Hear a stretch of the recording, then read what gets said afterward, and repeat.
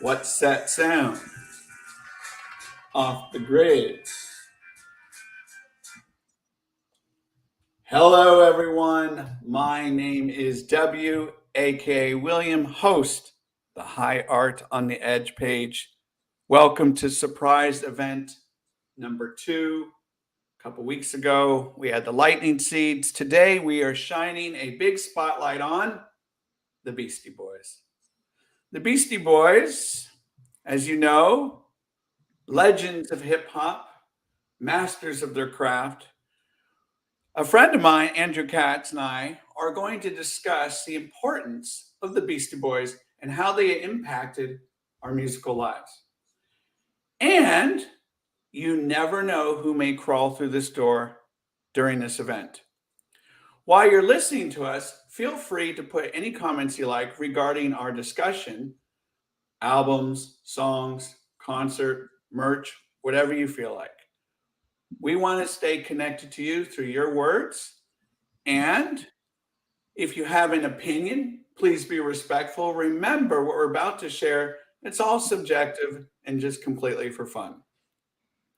So before we get into that discussion, I want to bring in a friend of mine, Andrew Katz, who I've known for a while. And I reached out to him a couple months ago regarding this event, and here he is now. Hello, Andrew. Hey, how you doing, William? It's good to see you. Nice to see you. So I want to get this first question out of the way. What comes to mind when you hear those two words, Beastie Boys? That's a pretty big question. I've a big part of my life for sure. Like a lot of people my age, and I'm in my early 50s now. I largely grew up with them as far as they became household names when I was in high school, and ever since then, their evolution and their legacy has sort of paralleled maybe my own in some ways, if I can be so bold. You in high school, you're kind of a snot-nosed kid some of the time, and they certainly were that for a little while. And then as they evolved as musicians and put more thought and energy into the content of their albums, I felt like I was growing up too, and they were introducing me to music through their music, not just the songs that were on the record, but the samples that they were pulling from, because they were such pop culture aficionados. They had like Paul's Boutique comes to mind. They had all of these samples from television and things that were maybe even outside of music or music adjacent. And so nowadays, when we're in the internet revolution, we have access to lists of all of the samples. You can go back and say, oh my gosh, like look how many songs they pulled from. And you kind of realize that everything they put out was based on music that they had listened to before. So I don't know, what when you say Beastie Boys, there's a lot of things that cross my mind.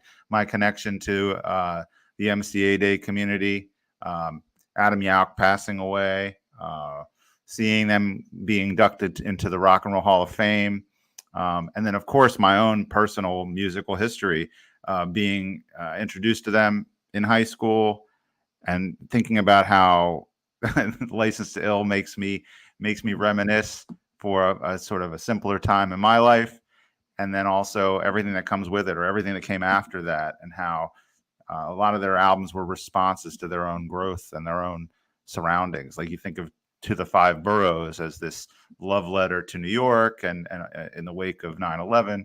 So there's so much in that question.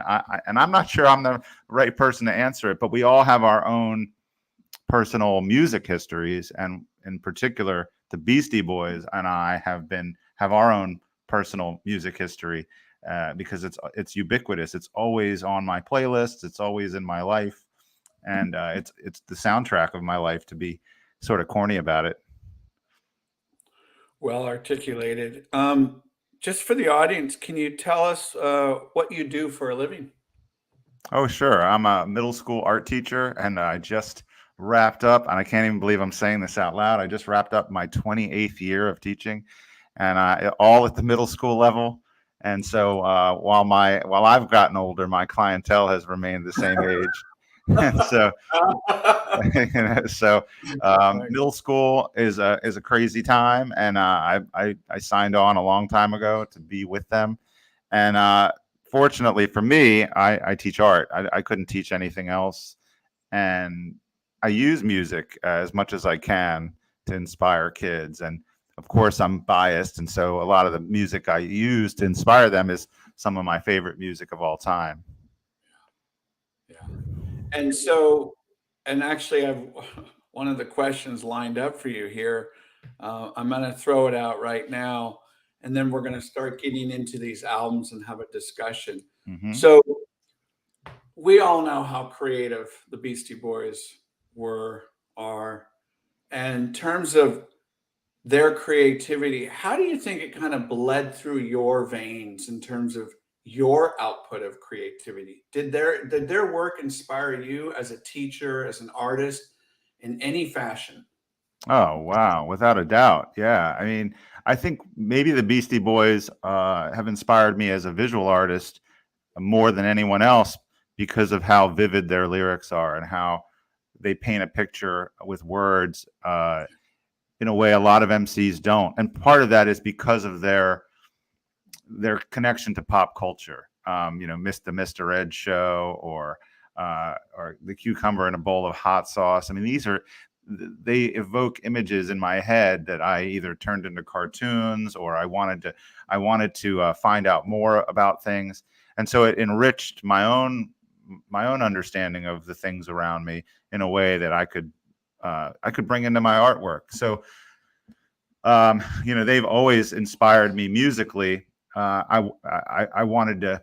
I was never somebody who was cool enough to be a Beastie Boy. Like I was always the guy on the side, just in awe of what they were doing.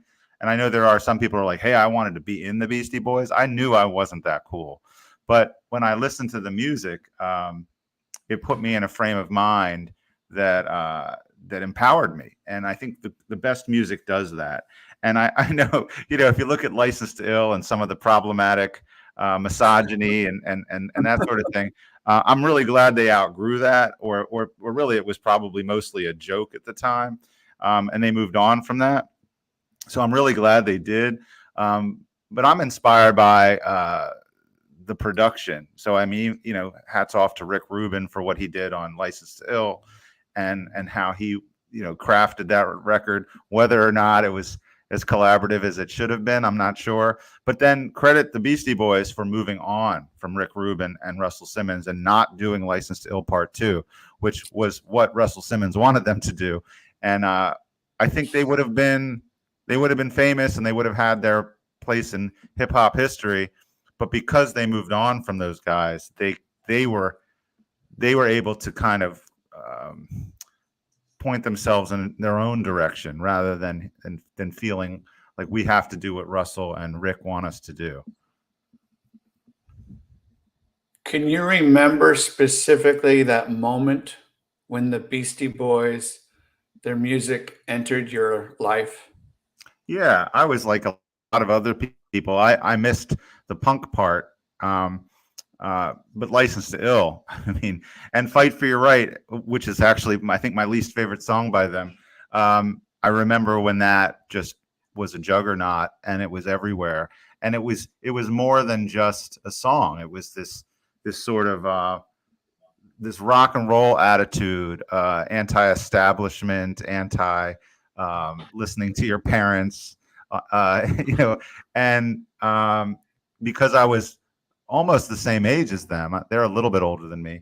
I wasn't very rebellious, but again, it made me feel a certain way, and it actually, hearing all of these different, like the bad words and maybe the bad messages, when you're a teenager, that can be exhilarating. Yeah.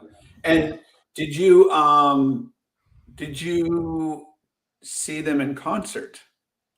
I did. I only managed to see them twice, but one of my fondest music memories of going to a live show is in 1992. So this is post Paul's Boutique, which everybody said they loved, but at the time nobody bought it, and their popularity had waned, and that actually worked out really well for me because Check Your Head came out in 1992, and I was not yet 20. I was not yet 21, I should say. And we went to this little place called Michael's 8th Avenue in Glen Burnie, Maryland, in August of 1992. And the single "So What You Want" had dropped, and we were just in love with that song. And still, all these years later, I still am. And it was a place where high schools would have their proms. There was a chandelier in the middle, and they played this long hall, and they were all at one end. Instead of being in the middle, they were at one end, and the merch table was at the far end. And I still have the shirt I bought that night, and I still remember who I was with. And I think L7 opened for them, and Sonic Youth, and it was just it was amazing because it felt more like a punk show in a lot of ways. They played all their own music, all their own instruments, which was really rare, I think, for a hip hop group. And we were getting sweat on by them, and we were right up front, and we had moved around as much as we possibly could. And we were just dead, and we went out to the lobby, and we were kind of regrouping, and all of a sudden we heard the keyboard to the beginning of "So What You Want," and we just went right back in. Man, it was unreal. And I saw them later on. I saw them, I think, 2007 when they played the Virgin Fest at Pimlico Racetrack in Baltimore. And that was a crazy lineup. You would have loved this. It was my only time I ever saw the Police. The Police played. They reformed for a couple of shows, and that was one of them. I never thought I'd be able to see the Police. So they were the headliners. The Beastie Boys went on before them. It was Ben Harper. It was Amy Winehouse, Incubus. It was really amazing. It was just, we're all like sweaty in a dusty infield at a racetrack, at a horse track, but it was great. And having a chance to see them. And then the last thing I'll say is I missed their second to last show or third to last show. I guess it was their third to last show. It was in Baltimore at the Ram's Head Live. And we were all ready to get tickets. It was sort of a surprise show. They were doing two shows, I believe, at Ram's Head Live and then the Orange Peel in Asheville, and in preparation for Bonnaroo, which was their last show. And we heard about it in 48 hours before. We got online to buy tickets like a lot of people did, and the whole system just crashed, and we didn't get tickets. So that would have been an amazing place to see them too. I've been there a handful of times, and I'm really sad I missed that show. And who knew that was going to be their third to last show? And we tried, but the everything crashed around it. let the record be known right now. I'm kicking myself forever for never seeing David Bowie. Beastie Boys. I know. Yeah. That's going to be a tough one to take for the rest of my life. Okay, so for those of you who are watching, let us know where you're tuning in from. Thank you so much. My name is William. I'm here with Andrew Katz. We're going to start getting into album conversation. We're going to move quickly through these albums because there's a lot to talk about. Oh, actually, I think we have a special guest here. Oh, we have a surprise here. Oh, there he is. Who is this gentleman? Hey, William. Hey, Andy. Hey, Jeremy. How you doing? I'm doing well. How are you? Jeremy Shen, how are you? I'm doing great. It's a hot day in New York, but I've got the air conditioner on and I'm chilling.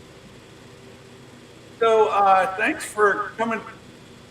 I think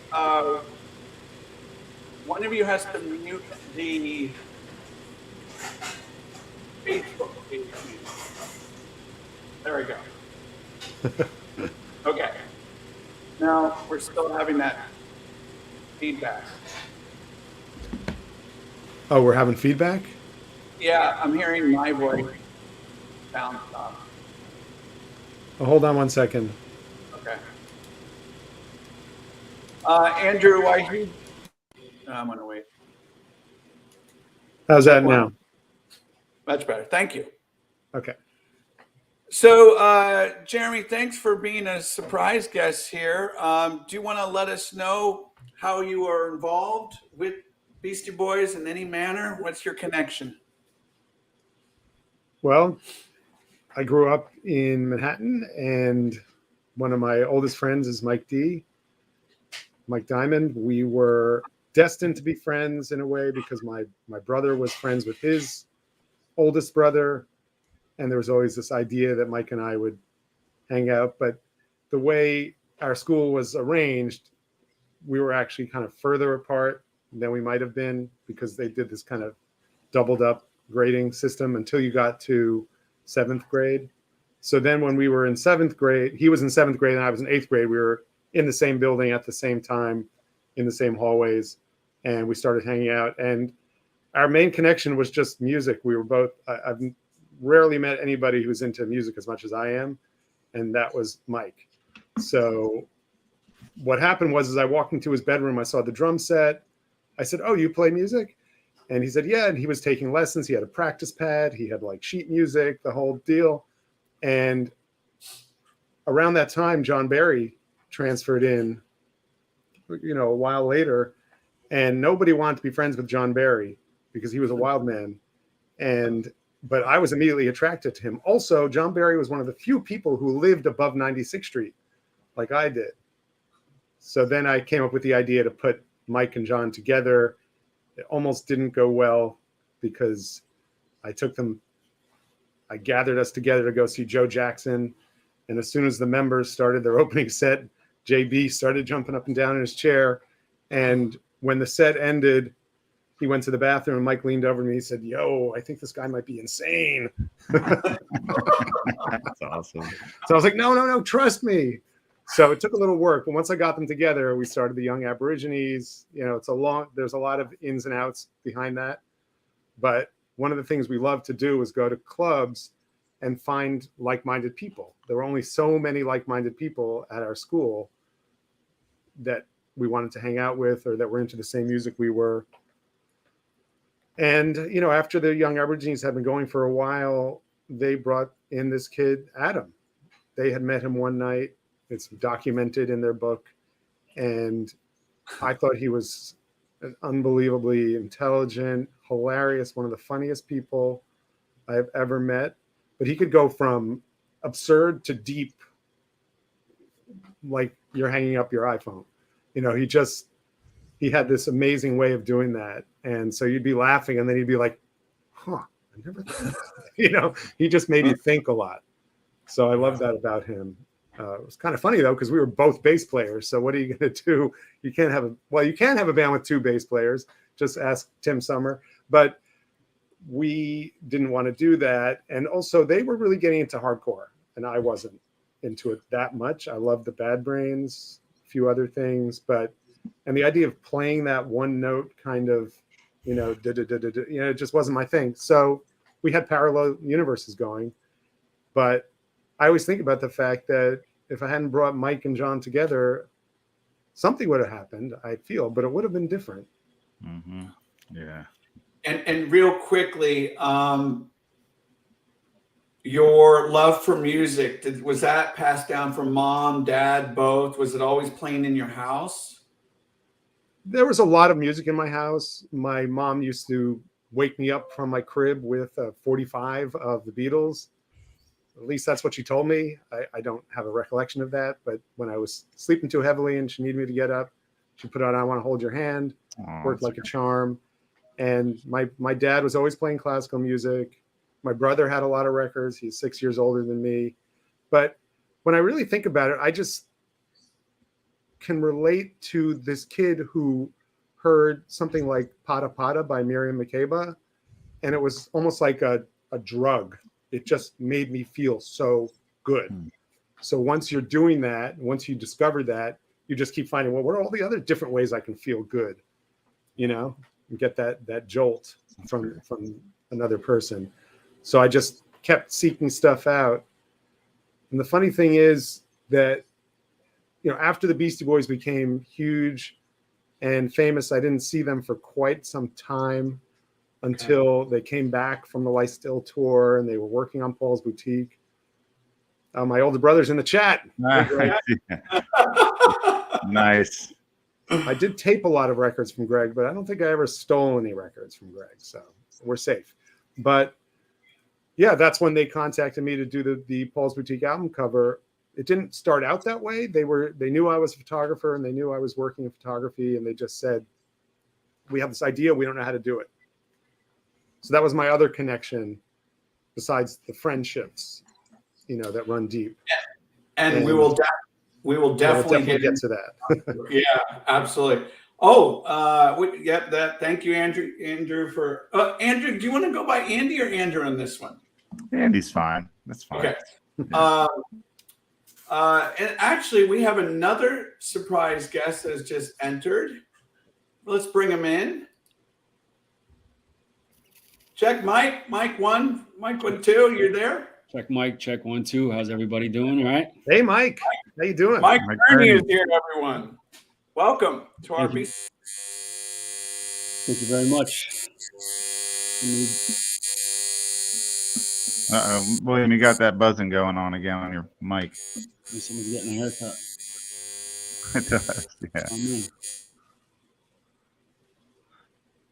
So, Mike, how you doing? It looks like William just muted for a second. You good? Yeah, I'm all good. No, thanks very much for having me. My name is Mike Kearney, hailing from Boston, Massachusetts, and I am, I guess, like my connection to the Beasties is I'm a founder of an event called MCA Day, which is like an annual tribute to Adam Yauch that popped up in 2012, and we just had our 10-year anniversary last year, which is pretty crazy, but that is one of my connections to the Beasties. I'm not friends with Mike D like Mr. Shatton, but I've been very lucky to be plugged in to the community for quite some time. So happy to be here. So how's my mic now? Perfect. Okay. Thank you. Good. You're good. Thank you, Andy, for pointing out. All right, so Mike, Jeremy, Andy, this is what we're going to do. We're going to move quickly because there's a lot of terrain we got to cover here. We're going to move quickly from album to album. If there are any standout tracks, of course, if you have any stories, any narratives you want to share, go ahead. And then that's kind of we'll leapfrog from lily pad to lily pad here. And of Jeremy, of course, we want to hear more about the photography work. But let's go all the way back to 1986. Licensed to Ill. And Andy and I, well, he touched on it earlier, kind of about what this album meant for him in terms for a lot of people. For me, it's going to say that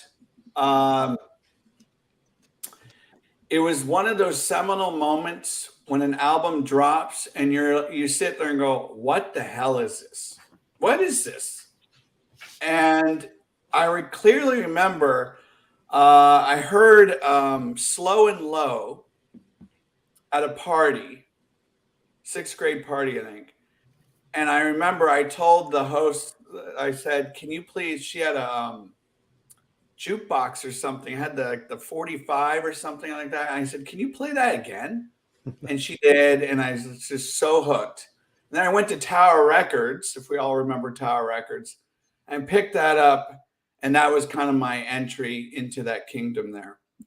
So with Licensed to Ill, clear memories of listening to this album with my friends after school, just partying to it, trying to learn all the lyrics. But I've listened to it many, many, many times since then. And as it's aged, I have found it to be incredible, not just for its groundbreaking work, but there have been moments I'm like, yeah, I can see some of it fading a little bit. So that's what I want to get into this discussion about. Some of your favorite songs, maybe then, and how that's changed now. And then we'll move quickly into Paul's Boutique. So I'm going to hand this off, to pass the mic over to Andy. Andy, what are some of your favorite songs that hold up quite well for you? Well, in preparation for this discussion, I went through album by album and sort of picked out my favorites. And so, just to echo what you were saying about some things have faded. What hasn't faded for me is sort of the connection to the nostalgia part. Like, I remember where I was when I hear certain songs. I remember high school. I remember a certain party or a certain girl or a certain friend. And I still love listening to that album. It's problematic in a lot of ways. We probably don't have to talk about today, but we can acknowledge that there's some problematic themes on there. But I still love listening to it sonically. I just the way it was cut together. And so to answer your question, I mean, Hold It Now, Hit It remains. It's an incredible part of hip hop history, and it's even the video. It's so poorly when they lip sync. It's so poorly lip synced, but the fact that they recorded it down in Manhattan on the street was, for a kid like me to see that, I'm like, where are they? I want to go there, and like that looks like fun. I want to hang out with those guys.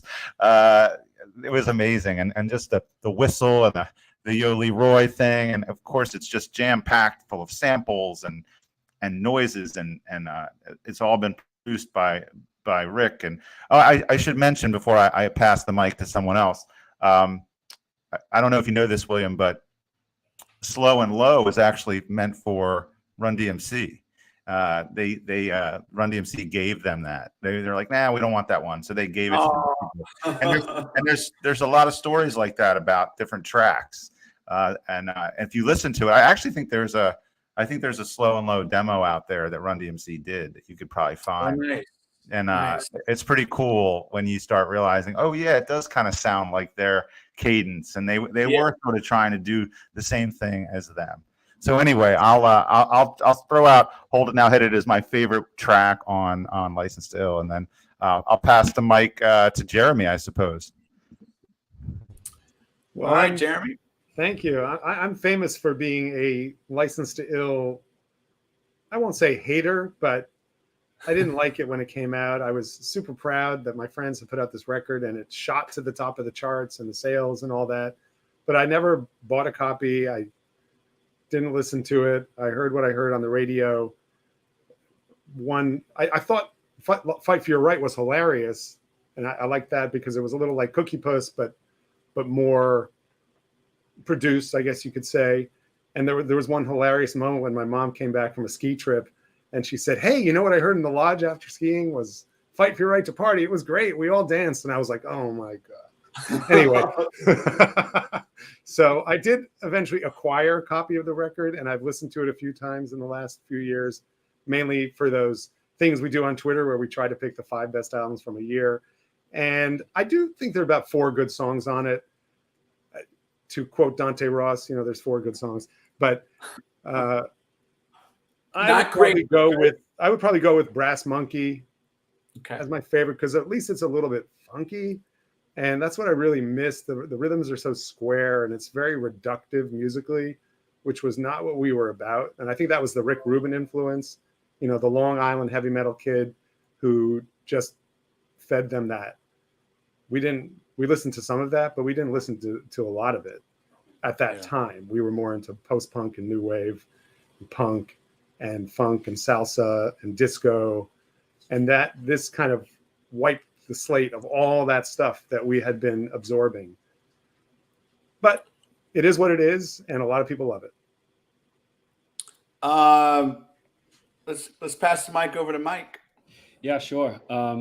So yeah, I mean, this is such a funny album, like for real diehard Beasties. It just in the way that it comes up in conversations, as well as like what it meant to you when it comes out. So this is one of those things where I couldn't tell you what I had for supper the other night, but I do clearly remember like the first time that I heard this album. I was born in the 79, and I remember riding my big wheel like around my neighborhood, and I had this little set of Walkman, and it was like a Smurf Walkman, and I just thought it was so badass. And I clearly remember riding around the neighborhood, North Weymouth, just south of Boston, and something came on that made me kind of hit the brakes, and I just wasn't sure what I was hearing. I didn't know, but I mean, like, to stop the energy of a 7-year-old kid in his tracks, it was something. And for some reason, like, that always sticks with me. Like, I do remember the first time I ever heard the Beasties, and it was on my big wheel Smurf Walkman, something off of License to Ill. Yeah. And I think, it's, I mean, Slow and Low, Hold Now, Hit It, like in Paul Revere. Like, I remember clearly, circling up like with people in years later at, high school, like at middle school, parties and hangouts, and we'd be belting Paul Revere like at the top of our lungs, and you'd be watching like the other people in the circle. And if somebody messed up a lyric, that was like, it's like if you messed up a lyric like to Paul Revere, then, it's like you weren't the tightest link in the chain in the circle. So but yeah, like, it is funny, like when you get into conversations like with diehard Beasties fans, that they're like, License to Ill is that their best stuff ever, it's their best song ever. It's kind of question like how far their own personal growth went, like with the kind of parallel trajectories of the Beastie Boys. But if they're like, there's nothing better than License to Ill, it's like, okay, buddy. But what I mean, okay, so yeah, this is what I love about these conversations. So it's when you drop a track like this, and that's your statement, man, I just think that is okay. So 3 best songs for me: Rhyming and Stealing, Paul Revere, and then Posse in Effect. When that Posse in Effect comes on, that bass, I mean, my windows just shake. And see, that's the thing. So, and we're going to get into the wordplay that they use. Andrew's talked about it, and the clever wordplay, the wittiness of how they're always passing the mic when they're rotating those turns. And I think for me, over time, this album I took a long break from it, and I'm glad I did. And it's been a nice kind of a revisit, a nice reconnect to it. And I can see why people kind of diss on it for a bit, but I don't know. I think it's an incredible debut album. So, and not to mention the album cover, which I didn't really get it for a long time. And then I was like, my friend pointed out just the little details. I'm like, all right, this is good stuff. All right, so we go from 1986. We're going to head over to Paul's Boutique here. And Andrew, we're going to share, you're going to lead us off your feelings on Paul's Boutique and some of your favorite tracks. Well, again, growing up, I think it came out, was it 89 that it came out? So I was a senior in high school. And I hadn't matured that much, I guess. And so, like a lot of other people, I'm not going to claim like, oh, I listened and it was incredible. I listened and I was like, wait, this isn't the same. What? What is this? And so it has, I've grown up with it, and I've grown to appreciate it as much as, it's supposed to be the Sgt. Pepper's of hip hop and that kind of thing. And I totally believe that. I think what's actually missing from current hip hop is the ability, financially or otherwise, to sample the way they did. I mean, what they did on that is unbelievable. It's like you could do a whole music history course on that album because of what's sort of stuffed into the songs. And, I'm sure some of it was maybe altered with psychedelic drugs, but I think we are the beneficiaries of a lot of experimentation, good, bad, and otherwise. And it broadened my musical horizons because of what they did and they didn't do. Like, they didn't do the License to Ill Part 2. They broke away from Def Jam. I think that was when they started their own record label. And that's pretty incredible. And, hearing their book and hearing their stories, about how they went to LA and they lived together and they partied together and they met a whole bunch of new people. I mean, that's such a healthy thing to do a lot of times. And we're sort of witnesses of that through that album because of the people they met and the experiments that they took on. So my favorite, I mean, there's a lot of favorites on there. I mean, Hello Brooklyn, talk about driving around in a car with the bass pumping. I mean, it's meant to like hurt your speakers and your windows, but I had trouble narrowing it down. I love Shake Your Rump, but I actually put 2 on my list. I put High Plains Drifter. I just love like the narrative element of that. That's another one you can just drive around. I think Chris Rock is actually on record as saying if he wants to test a new car speaker, that's the one he plays. I Looking Down the Barrel of a Gun also. It's like so just I don't know, like that rolling sort of drum sound and the samples that they use for that, and it's a darker sound and a darker song, and man, I'm getting chills now. I just love that. I love that album. I might have to listen to that later today, from start to finish. It's incredible. It's incredible. Thank you for sharing, and we're gonna pass the mic over to Jeremy, who has a great connection to this album. Yeah, that's correct. Like I said, after they came off tour for License to Ill and we reconnected, we were having lunch every couple of weeks, just catching up on this and that. I distinctly remember Mike calling me a yuppie because I like Big Audio Dynamite, but I said I don't have enough money to be a yuppie. Anyway, so what happened was we were having another one of these lunch, and they mentioned they had this idea for the album cover, but they didn't know how to do it, whereas I did, and I said I would be happy to help them. And I hadn't heard a note of it. And even though I didn't like License to Ill, this is what you do for friends, is you step up and you help them. And it's also kind of part of the DIY. I like that element of it. They weren't hiring a big name photographer who they absolutely could have done, with anybody would have worked for them, but they hired me instead. And one of the great moments of my life was being in the car, because we actually shot at 2 locations that day. First on Ludlow and Rivington, then they had booked out, I think it was 101 Park Avenue, where my brother actually worked at one time. But we were up at the roof there, and we did a whole bunch of rooftop shots.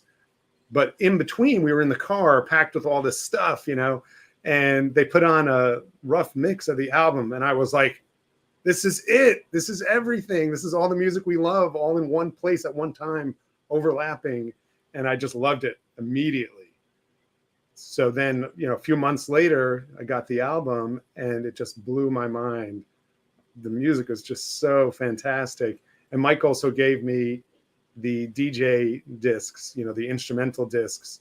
He was like, I think it might sound a little better without our voices.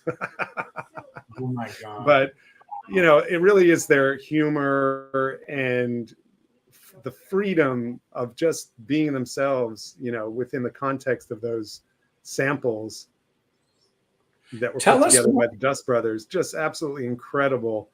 Yeah. If I had to pick 3 songs from it, I mean, the whole album is just great. I would probably say Shake Your Rump, High Plains Drifter, and Looking Down the Barrel of a Gun. The last one, I believe, is the only one where they played some instruments on it, and you can hear it on that tougher rhythm track. It's just so cool, and that like low-level Pink Floyd sample that's in there. I mean, they changed the entire sampling game on that record. And if you think about something like Introducing by DJ Shadow, which is one of the most emotional records made from other records, that never would have happened without Paul's Boutique. So it's a masterpiece, and I couldn't be prouder to have been involved in the cover. We had no idea that it would become considered one of the best album covers of all time. The funniest part was how long it took to go gold, because it really sank like a stone. I think they sold about 12,000 copies at first, or maybe 25,000 copies. I'm not sure. And I went over to Mike's brother's house once, and they had the gold record. It took about a decade, I think, to go gold. And I said, "Oh, you got one of those? I should get one of those." He goes, "Yeah, you can get one too, as long as you're willing to spend $150 on it." I was like, "Yeah, that's okay." So, I'm sure you've been asked this many, many times, but since this is the first time you and I have met, I do have to ask you. So, Andy alluded to Sgt. Pepper's. we could talk about the Beach Boys, Pet Sounds album. These, and not only just the album, but the album covers being so historical. What is that feeling like when people come up to you and go, "This album cover"? I mean, give us a little bit of that. I just think it's kind of a happenstance feeling because we were just doing our thing. We didn't have permits. We were out in the middle of the street. I was literally in the middle of an intersection, huddled under the tripod with the cable release, calling out action like a movie director. And we didn't know what would become of it, but I have to say that Capitol Records, even though we all know the funny story about how they decided to work Donny Osmond instead of the Beastie Boys, but they did a bang up job. It's like the original, if you get an original pressing, it's like triple coated, very shiny, beautiful printing. So it's a kind of combination of high and low, I think is one of the things that makes it work. So it's got that huge lens flare, which I just love. It to me, that lens flare is like liquid energy. It just comes into the shot and it makes it really alive. I think that's a big part of it. But obviously being an 8-panel fold out, you're kind of putting your thumb on the scale a little there as far as making something impressive, but it really needed to be that way. So it's just a very proud product of, I think, of friendship, of invention, creativity. It's just a great part of my life. Are there any little tidbits, nuggets you can share with us that people don't catch on the cover? Well, you do know that we did finally figure out what all the album covers were. Of course, now I'm not going to be able to remember them, but it took decades for people to figure them out. And I was always annoyed that I didn't run over there and snap a Polaroid or something, because I would have had the answer really quickly. But so that's kind of cool. If you go on Reddit or Twitter, you can search it up. All those little album covers. They brought all that stuff. They styled that stuff. I think my favorite part of the whole shoot was not having seen them in concert on the Licensed Ill tour. I didn't really know what to expect when I called action. Okay. Because they were just kind of standing around sort of milling about, and I called action, and then they started performing for this rotating camera. And I was like, oh my God, these, because the last time I'd seen them, they were on the stage at CBGB or in the kitchen or something, the kitchen, the venue, not literal kitchen, doing the Beastie Boys thing, which was very different from what they did as, the punk rock thing was very different as what they did as the hip hop Beastie Boys. Yeah. So that to me was a central moment. I was like, oh, this is going to be good. And the fact that we didn't care if you could see them, do you know what I'm saying? So it's just so much fun. Yeah. And I bet there's just gobs and gobs of more stories to this iconic image. So we're going to pass the mic over to Mike. Mike, how do you feel about this album? So, I mean, it's just funny because I haven't spoken about this album with a group of people in so long. So like, as I'm sitting here, like listening to, all these different stories, it's really taken me back to that mindset that I was in, like when I first really discovered this album. And I was just thinking that when I think about Paul's Boutique, I'm thinking about this image of like the Truman Show, like when he finally gets like to the end of the world and he opens that door into this like whole new world that he didn't know existed. He just kind of existed in this bubble. And I really feel like Paul's Boutique did that for me. I feel like it just blew the doors open in terms of like how I saw the world, how curious I was like to not only know more about the Beastie Boys and their world lens and where they lived and like where they hung out, but what they were experiencing, like to allow them to put these words and lyrics and music together. It really just kind of blew it wide open for me. And I think you asked Katz at the top of the show, like what are the two words that you think of when you think about the Beasties? And for me, it's like friendship and fun. And I think that this album is like, it's just all in here. It's baked into this cake like so seamlessly. And I mean, I remember hearing this and it just like magnified my curiosity for everything. Like this is how I developed my superpower of curiosity and my like still kind of present everyday work, like being a mental health counselor, just like being ever so curious about people like in their world. And I feel like this album was a catalyst for that. So yeah, fun, friendship.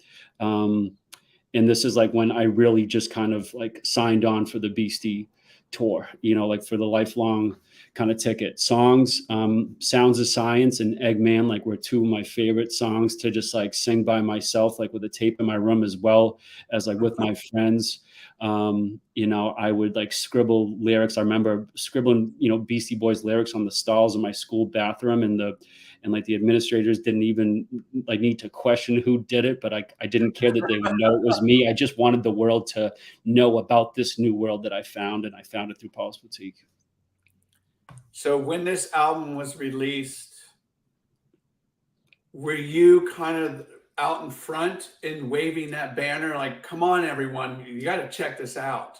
Or did you have a group of friends?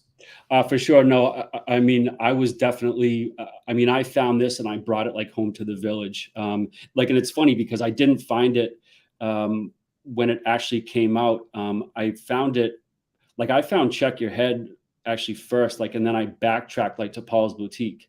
So Paul's Boutique flew under my radar, and I had heard Check Your Head, and I know that we'll talk about that in a minute, but I started to kind of find myself in Check Your Head. But then when I found Paul's Boutique, I backstepped and I kind of found myself in the world. And so I kind of simultaneously had both of those experiences with those two albums. But yeah, Paul's Boutique was the one that I couldn't wait to just force my friends. I'm sit down and listen to this.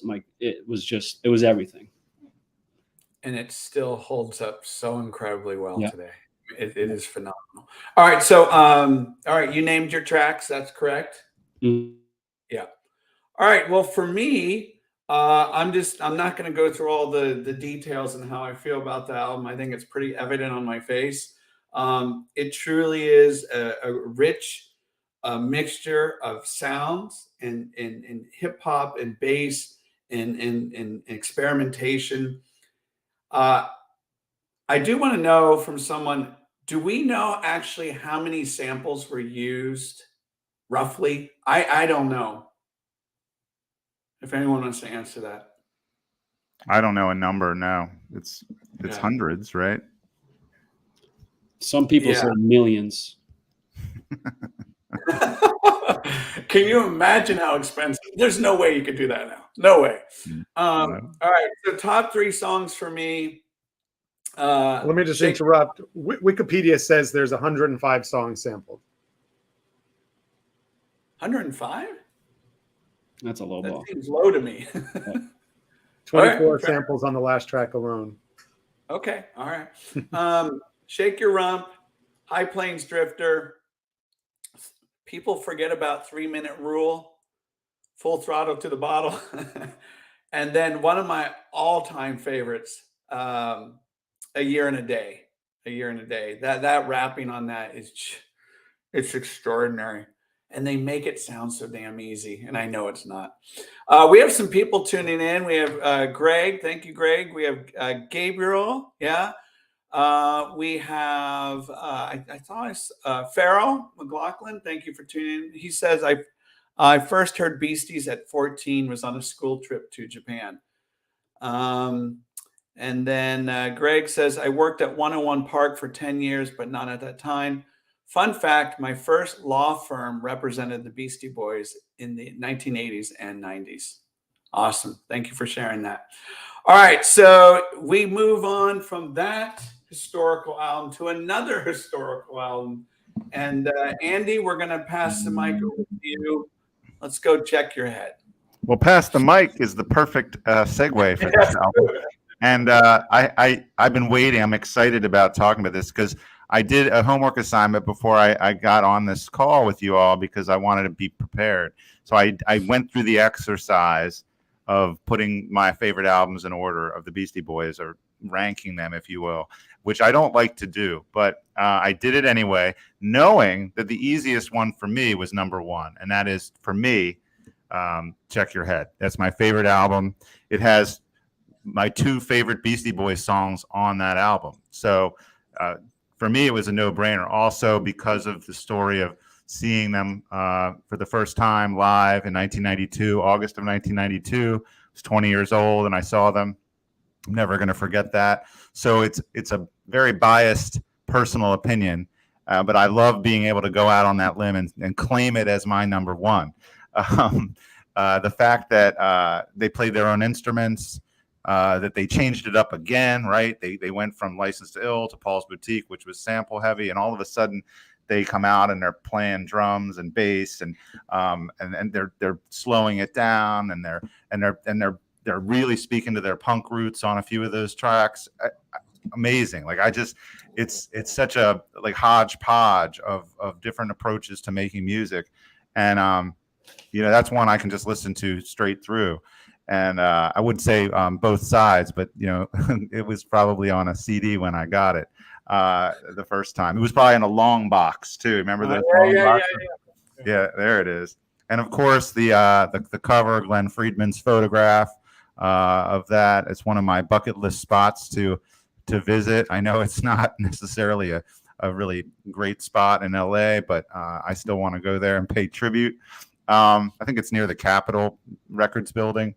And I could do a whole show about Check Your Head. I love it. I won't do that to everybody, but I do want to mention that I struggle. I have a number one song and like 1A and 1B, and they're both on this album. It's So What You Want, which is the name of this episode, if you want to call it that. And I know Jim Shearer from the Brouhaha has done whole episodes about the song So What You Want and the covers and the stories behind it. And I've never heard anything like it, and I have never heard anything like it since, and before or since. And it's one of those songs I've heard it a bazillion times, and I can still like really get into it. If it came on right now, I would move and I would get up and I would say every lyric. It's just an incredible song. And then now I'm on record elsewhere as saying that Pass the Mic is my number one all-time song. And the reason for that is I think they are at their absolute apex with Trading Rhymes. Some of the lines in that song mean a lot to me. The first line that Yauk says, "If you can feel what I'm feeling, then it's a musical masterpiece." Come on. I mean, it's awesome. And then they say, "So put your worries on hold, get up and groove with the rhythm in your soul." I mean, that's poetry. It's amazing. And there's three quintessential lines in that song too. And I just recently, I think I stole Mike Kearney's thunder, because at my son's graduation, I finished my speech about my son with the line, "This is what I got to say to you all: be true to yourself and you will never fall." And so that album and that song and those two songs mean so much to me personally, and as a Beastie Boys fan. And I'm getting kind of choked up now. It's emotional. I love talking about it, and I love that we have a chance to share what these songs mean to us. There's a lot more from that album that I could talk about, but I'll stop there. Man, I can pick it up from there. It was interesting because I was talking to Mike while they were making the album, and he told me about how they'd rediscovered their instruments. They were playing their instruments again. And a big part of that was that they discovered looping, where you can jam for 2 hours and then take the best 30 seconds and loop it. It was super easy to do that by that point. And Mike was like, even Neil Young does this. I was like, really? He's like, I was like, the secret of rock and roll. So I had a little bit of an idea what to expect when the album came through, and I really, really liked it. I thought the edge was great. Just the sound of the instruments was very cool. And obviously picking up with, some of the other players who were involved, getting Mario Caldato on production. Money Mark was a huge get. I mean, what a happenstance, another happenstance in the Beastie Boys career, where they got this guy who can literally play anything on keyboard. He was such a great addition. And, that's his organ, right? On So What You Want. Just fantastic. As I remember, I loved Funky Boss. And I said to Mike, I wish that song were longer. And he just goes, Jeremy, always leave them wanting more. I'm like, yeah, that's showbiz, dude. But if I had to pick my favorite songs from that, it would probably be Gratitude, which we haven't mentioned yet, that greasy bass line, which I had the pleasure of playing on stage at MCA Day a few years ago. Just learning that bass line connected me back to Adam's creativity and his funkiness. And it's a really great bass line to play. So I just love the song Gratitude. It's got a great message, just a great groove. I would also have to go with So What You Want. It's an all-timer. And Pass the Mic, sure, I'll pick that one. The whole album is just a lot of fun, filled with great little details, a lot of heart and humor. So I was amazed. I love that quote that you gave us about, always want them leaving more. But here's the thing. There's, we're going to get into this with Hello Nasty and Paul's Boutique. There are so many tracks to these albums. I think sometimes people feel like it can be over bloated at times. So it's a long album. Yeah. It does, they were definitely in the CD era length there. Yeah. Almost an hour long. But right. I don't know. It holds up all the way through for me. Yeah. Thank you. Maybe it's a little front loaded with the greatest songs, but you wouldn't want to check your head without Professor Booty, and Namaste is a great ending, just chills you right out. Yes. Yeah. Thank you for sharing that. All right, Mike, your turn. Yeah, kind of same thing. I'm sitting here and I'm listening to people's individual stories, and I'm just like smiling ear to ear as I'm looking down this track list. And there's just like this crazy montage of memories and just kind of like pictures of like where I was and what I was doing. Like when I heard this album, and I was just thinking, how, whether it's a like professional athlete or like a wrestler, everybody has like their song that they kind of come into. I think if I was a wrestler, I would want to be like in an arena with lots of aisles, because I would want this whole entire album like to be my intro music to like whatever arena that I was walking into. And and like there's two words like that I use quite frequently, and it's like resonance and dissonance. Like the vibrational energy elements. And I think that this album, when I heard it, was like one of those like first like real moments of my life where I feel like I really resonated with something and with something new and different. I just kind of picture like two guitar strings, like when they finally kind of hit that sweet spot and they're in like perfect vibration. That's exactly what I felt when I first kind of heard and found this album. And it's still something like that I continue to excavate and even like find new parts of myself today, even though I've listened to it thousands and thousands of times over. Like you said, this album is front loaded with some absolute whale tracks, like and even Gratitude. It was always one of my favorite tracks on the album. And it was just like interesting, like 2 years later when I was doing like the MCA Day events, it's like we have the word gratitude.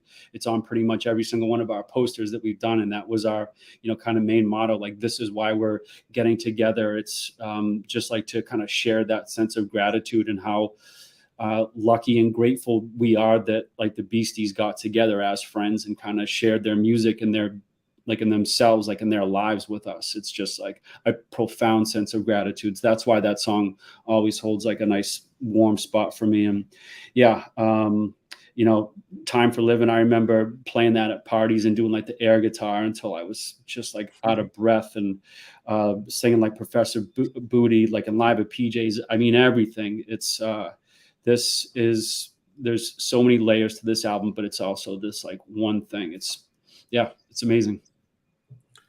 So I'm going to thank you for sharing, Mike. I'm going to share some albums that came out in 1992. Extraordinary albums, may I remind you. All right. I'm a massive fan of Nick Cave and the Bad Seeds. So Henry's Dream came out in 1992. We also had Sugar, Copper Blue, Stereo Lab, Guided by Voices, Propeller, The Cure, Wish album, Dr. Dre, The Chronic, Rage Against Machine. Another one of my favorites is Tom Waits, Bone Machine, PJ Harvey, of course, REM, Automatic for the People, and then we get Check Your Head. I mean, what a phenomenal fucking year for music. Okay, this album for And you me, didn't mention the debut from Luscious Jackson came out in '92. That's Church right. of Nanny. Thank you. Which had Yeah, Life, well, of, see, Life of we could Leisure have- on it, one of their best songs. we could have a whole show on 1992 albums. To me, this album represents one thing and one thing only: where I was in my life, so lost, so confused on what was going on with my moral compass. And I used to visit a friend of mine, went to UC Davis at the time. And when I'd visit him often, he had some rowdy roommates. And I swear, I cannot believe they were never kicked out of this dorm. They used to, when I arrived at Davis, they would pump this album on, and just like your ears would be ringing for hours, and it was just incredible. And that's what I remember from this album. And Andy, I'm glad it's like the moment you spoke about this album, I could feel that energy, and from all of you guys, that buzz that you when you articulate your thoughts. For me, this album has the greatest Beastie Boys song on it, and it is this. If I were ever a ball player and you had your walk-up music, this is what it would be. This next one is the first song on our new album.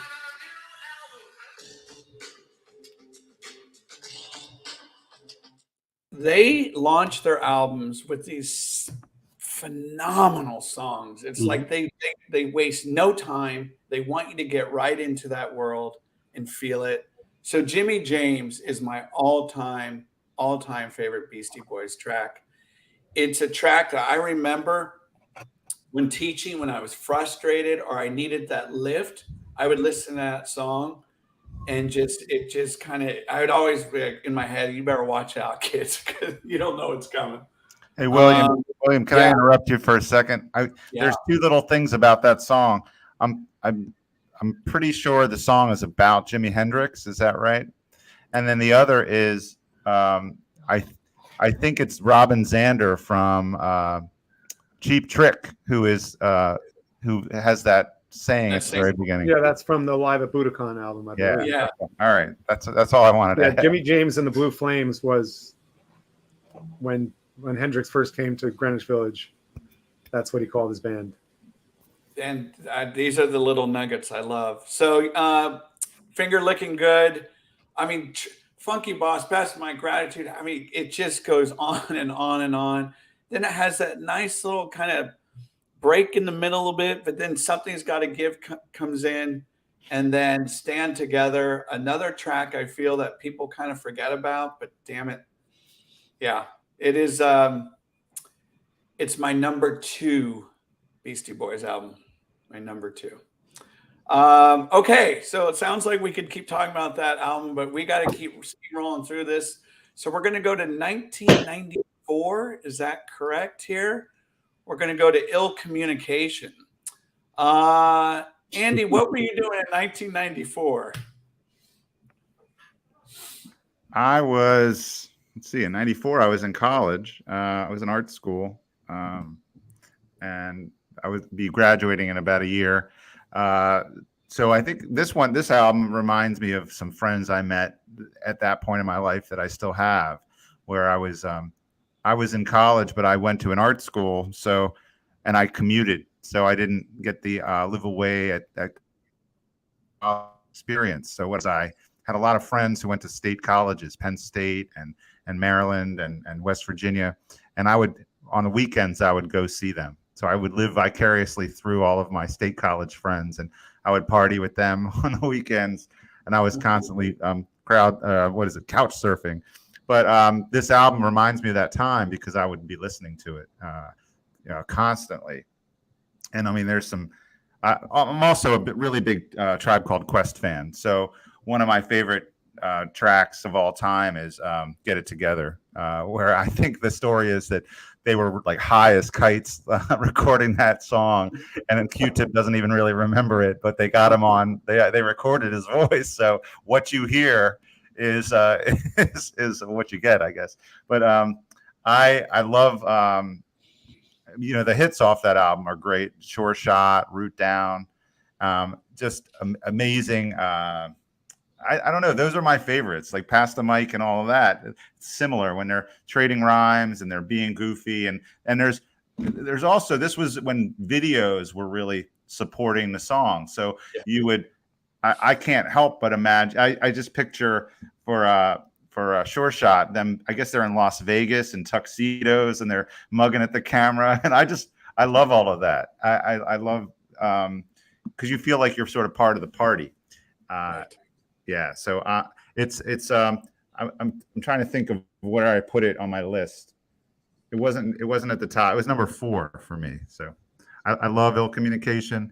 But to your point earlier, William, I don't know that I was at the best point of my life at that moment. I wouldn't say I was lost, but I didn't have direction. And so when I hear those songs, I think of those times, mostly about having fun with my friends and couch surfing. Was this when they were started working with Spike Jones? Well, yeah, because Sabotage is on there, right? Yeah. And Sabotage is on my list too. And it's almost like too obvious an answer, right? Because it was so, again, like So What You Want. I hadn't heard anything like that before. Here's this guy like screaming into the microphone, and it was born out of, I guess, punk and that kind of thing, but it was, I guess, a little more structured than that. And I think the story is that he was yelling at who was the producer on that album? It was Mario Caldado. Mario, yeah. So it was he was yelling at Mario. That's the whole, like I guess he came in later after they had laid the music down and just yelled all these things into the microphone that didn't really make sense. And that's the song. So good. All right, Jeremy. George Harrison always said that he saw Rubber Soul and Revolver as kind of two sides of a similar process. I don't know if I 100% agree with him, but I think Ill Communication and Check Your Head are very closely related. They seem to be, a lot of continuation between the two of them with the hardcore songs and the mixture of funk and soul and jazz and all the different things they put in there. So, but the fact that it's continuing on in a way, almost making a double album out of the two of them, and it's just as good is kind of astonishing when you think about it. And I never forget listening to it for the first time and hearing Sabotage and just going, I can't believe it. They made a classic rock song. It has an element of classic rock of something from the 70s, just that groove, and the way Yauk plays the bass like a guitar frustrates me to no end because I cannot do that. I tried so hard for MCA Day. I'm sorry, Mike, but that's why Jim had to play that song. I cannot do it. I'm not a guitarist. I'm a bass player. I use my fingers to play. Anyway, so it's even more impressive because of that. And it's one of Horowitz's best ad rock, one of his best vocals ever. The fact that he could pull that off like that, it's just fantastic. I love Sabotage. I will be unapologetic. I don't care if it is the obvious answer. It's just so good. Sure Shot is also fantastic. What a great way to start an album. Yeah. And then you've got Root Down, which is super funky, great use of samples. Love it. And, I'm just looking at the page of the song list, and it's, when you think about an album that has Root Down, Sabotage, and Get It Together all in a row, and that's an embarrassment of riches. I would hate to not have, the Q-Tip drop on there, and it's so good. It really is a fun album. Once again, Mario and Keyboard Money Mark, huge contributors. I think Eric Bobo was also in the house by that point. So that extra little bit of grease to the rhythm really helps. Were you still in strong communications with the band? Oh yeah, definitely. With Mike mainly. We just talked all the time about music. Yeah. And we had a funny kind of thing going where he would call me. Sometimes we'd talk for a while, and he'd say, "Hey, are you going to Tower Records? Because I'm looking for this record. I can't find it.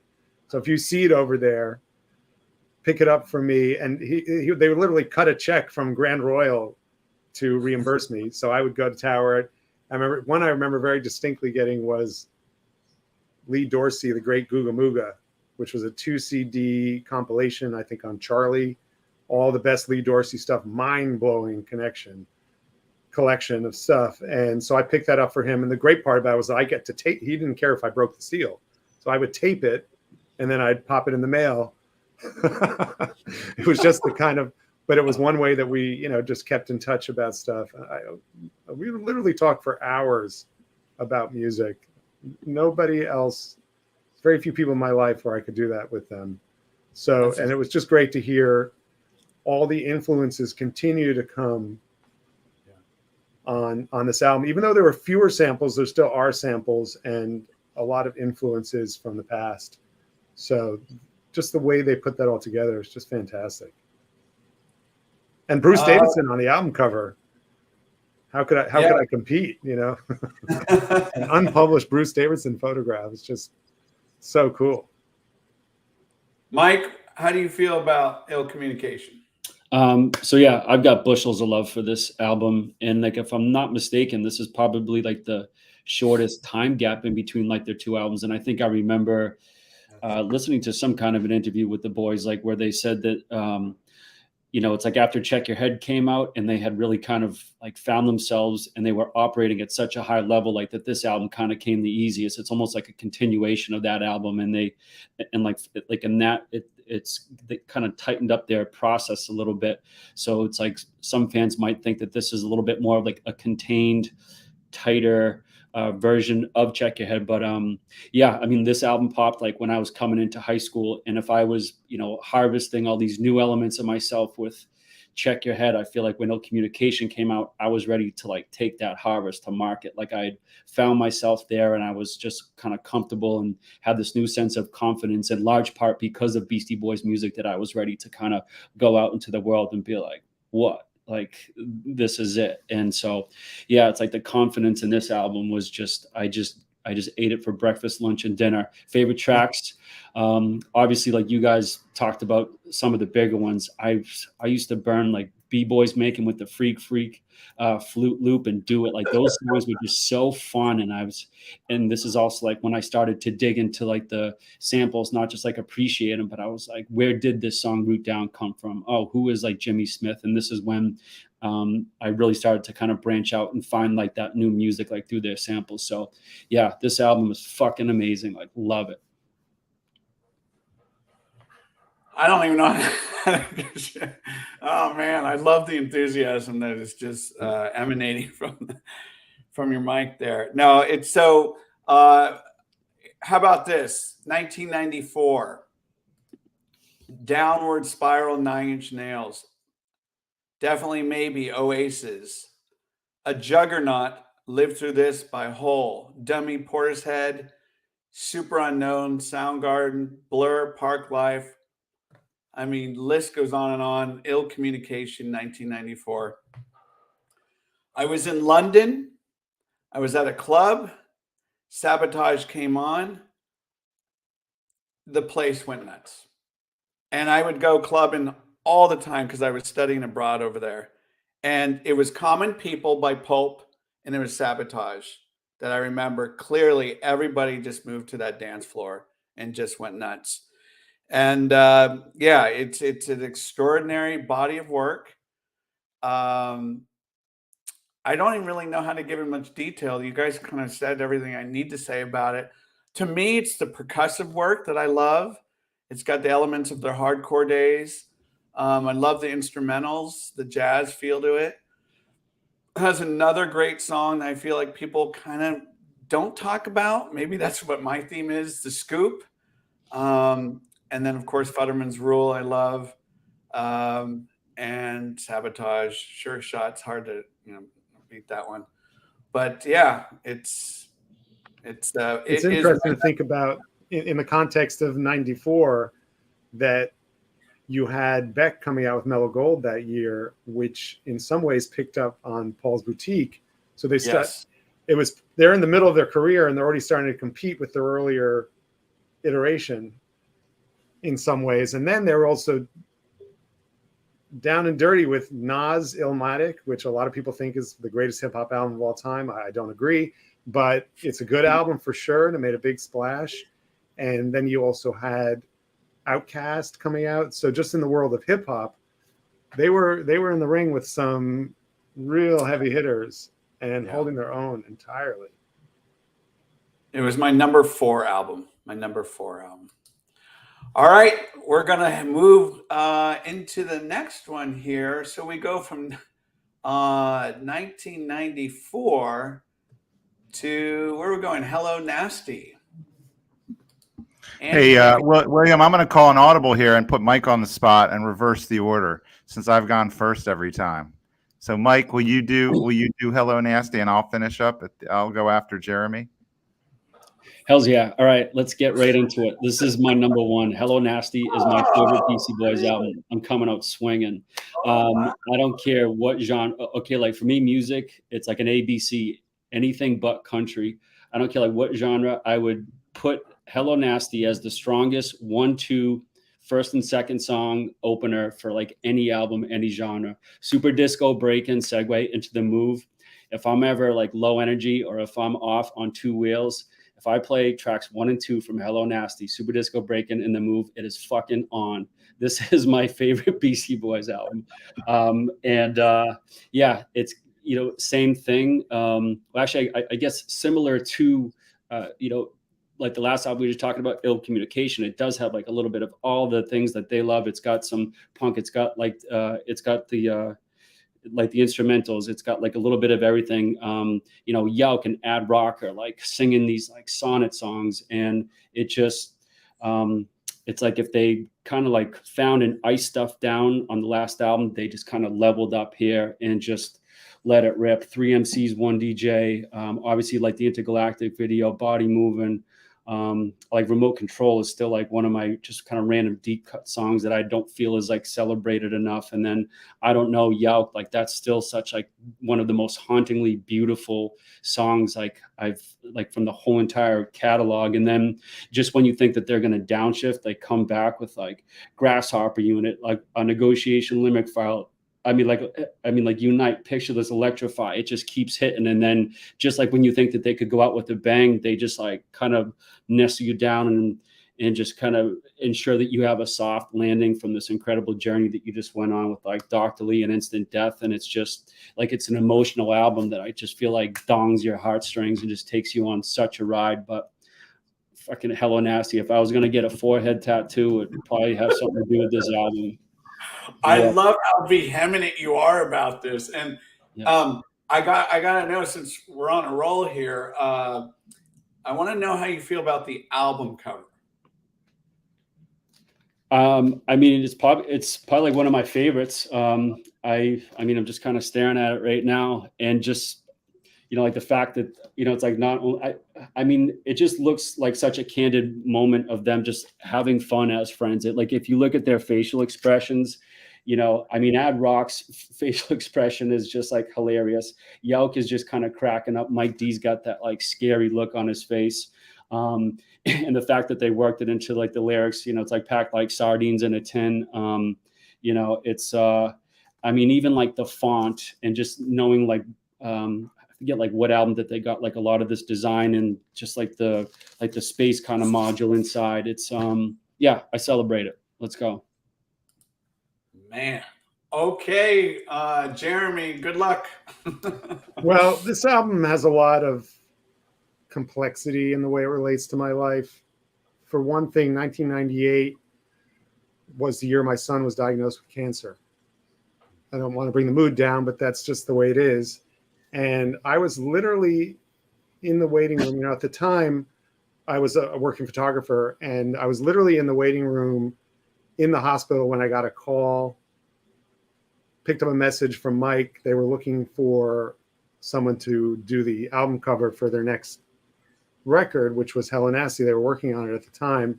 So somehow, in the midst of all this chaos that was going on, I managed to get my portfolio over to Nasty Little Man, which was their agency, you know, that was helping them with PR and stuff like that. A few weeks later, when we reconnected, he said, you know, Jeremy, we all decided that your work was just too good. They wanted something sloppier. And I was a still life photographer. Everything was very precise, very controlled. The Paul's Boutique, you know, lens flare thing, I loved that, but that didn't really work in the context of the book covers and magazine stories and things that I was doing. So, you know, I totally got it. And the fact of the matter was I might not have been able to work on it anyway because of what was going on, spending so much time in the hospital. Then the album comes out, and unlike all the other times an album came out, I did not get a copy. They always sent me everything. I had the root down, I had the Avio et Oleo, In Sound from Way Out. I always got a copy. So we were actually literally in the hospital when the album came out.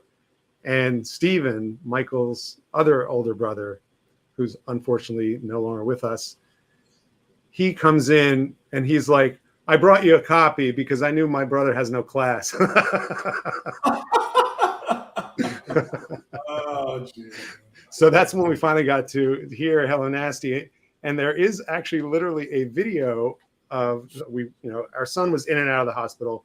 We were at home and we're listening to Hello Nasty. He's in the high chair. He's bopping around and he's loving all of it. He loved music. So, but in the background, you can hear my wife and I talking like, I don't know about this song. No. Oh, wait, this song is really good. And by the end, we had it programmed to, and this is their longest album, I believe, 67 minutes. Come on, man. Yeah. So that's a double album, maybe even a triple in the old vinyl days. So I actually had a high-tech CD player at the time. Unfortunately, it's broken. I still have it in the closet, though, because I don't want to let it go. Sony ES, where you could program up to 100 CDs with what songs you want to skip. So when you popped it in, it would remember every time you played that, it will not play the songs you didn't want to hear. And I use that feature because, you know, we all know the term CD bloat. And I think this album was a victim of that. So I had it down to about a 35-minute absolute blast of a record. Most of the songs that I eliminated were the ones that I felt they were trying to do too much traditional hip hop. To me, that was not their strong suit, and I didn't really love it.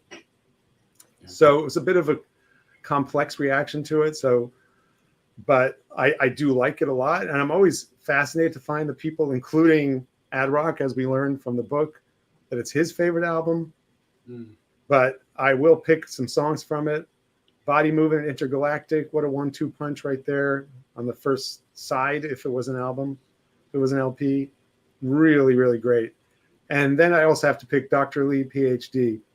We loved Lee Perry. I discovered Lee Perry listening to Jamaican radio, the Jamaican DJ Gil Bailey in my bedroom on AM radio while falling asleep. Next day, I'm down at J&R Music World buying Lee Perry album. It was just the greatest sound I ever heard. And the idea that they got to work with him, it was just a wonderful feeling. Just seeing his name, just gave me a wonderful feeling. That was kind of like when they played Saturday Night Live, and with Elvis Costello and that whole thing. So that just made it, there was a kind of a feeling of pride that I had that we came up from being fans to then working with your heroes. The fact that you put that song towards the end of the album and that name, right? I think that's. Well, maybe that's because I believe he broke Sean Lennon's flute while they were in the studio. I seem to remember some story about he broke something while he was there. He was a little bit of a wild card character, but that's one of the things that made him so great. Yeah. So that's definitely a favorite song of mine. That would go on my all-time Beastie mix. Nice. And the cover, I have to say, it's fine. It's funny. I'm not saying I would have done a better job, but I just think it's a little. I think it looks actually that's one that looks better small on the CD. I'll be honest. Okay. Thank you for sharing. All right, Andy. Well, I'm really glad that Mike and Jeremy went before I did on this one. I actually would really like to hear Jeremy's edit. I really can appreciate the fact that you had edited it down to like your favorite.